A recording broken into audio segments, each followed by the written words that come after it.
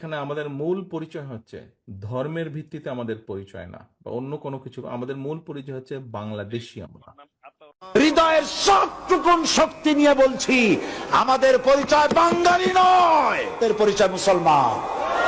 চিল্লায় বলো, আমাদের পরিচয় কি? আর দেশ হিসাবে আমাদের পরিচয় বাংলাদেশী। আমি আগে বাঙালি পরে মুসলমান, যে বিশ্বাস করবে সে কাফের। সে খালি স্লোগান একটাই, আমার চাইতে দল বড়, দলের চাইতে দেশ বড়, দেশের চাইতে আরেক জিয়া বলতেছে যে ধর্মের চাইতে দেশ বড়, উনি বলতেছে ধর্মের চাইতে দেশ বড়।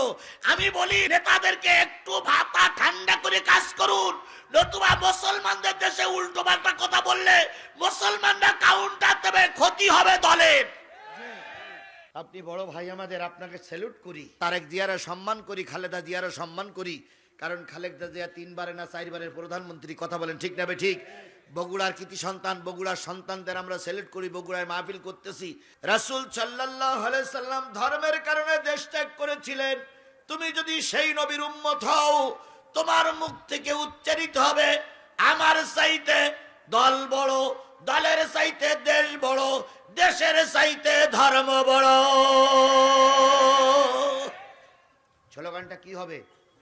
আমার চাইতে দল বড়। আমি যে দলটা করি, যে দল করেন, বিএনপি করেন, জামাত করেন, জাতীয় পার্টি করেন, আওয়ামী লীগ করেন, বিএনপি করেন, যা করেন, আমার চাইতে দল বড়, দলের চাইতে দেশ বড়।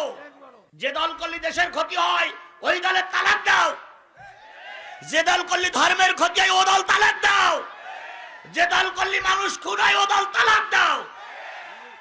আমার চাইতে দল বড়, দলের চাইতে দেশ বড়। আর দেশের চাইতে কি বড়? ধর্ম বড়। যে দল করতে গেলে ধর্ম টিকায় রাখা যায় না, ওই দল করলে কিয়ামতের দিন নাজাত পাওয়া যাবে না। তাহলে স্লোগান একটাই, আমার চাইতে দল বড়, দলের চাইতে দেশ বড়, দেশের চাইতে